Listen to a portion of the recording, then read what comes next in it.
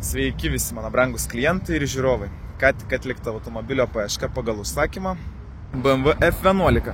Neeilinis. Turi labai gausią komplektaciją ir labai gerą būklę, bei mažą ridą.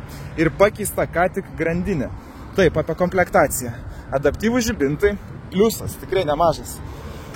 Turim linijas, atstumą, šoninį asistentą, head-upą, turim M vairą. Gaila dažytas, bet kokybiškai. Nėra ko norėti, nenaujas automobilis. Kaip perpardavinėtojai sako. Nu ir realybė tokia iš tikrųjų. Po to turim rekarą, rudą saloną, tikrai labai gražų, išlaikytą. Faina kombinacija, juodas kilimas, rudas sėdynės, užsilenkiantis veidrodėliai, hi-fi muzika, bagažinės liftas yra.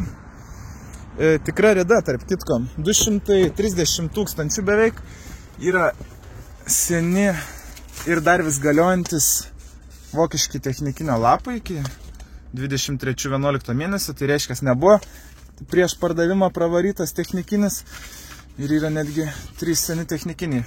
Didžiulis pliusas, kad iki 23 metų, 1 mėnesio, buvo aptarnautas BMW centre. Tai reiškia, automobiliui tikrai nebuvo gailėta pinigų ir buvo prižiūrėtas tinkamai. Nu ir matos, iš tikrųjų, iš bendros būklės automobilio nėra jokių rimtų trūkumų.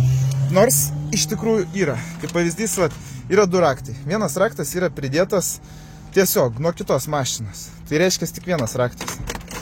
Po to dar rimtas ganėtinai trūkumas yra. Sukant vairą paužį. Vairo kolonėlė šrotė kainuoja tarp 300 ir 400 eurų. Pakeitimas 150 eurų. Tai žodžiu, mes nusiderėjom 600 eurų nuo šio automobilio. Manau, kaina tikrai yra adekvati ir labai gera, nes automobilio būklė aukšta, rida maža, sunku rasti tokią mažą ridą F11 BMW, turi dar net ir panoramą. Tai žodžiu, jeigu jums reikia tvarkingų automobilių, kreipkitės į auto patikrą, galėsim patikrinti ir galėsim surasti. Iki, gero jums likusio savaitgalio.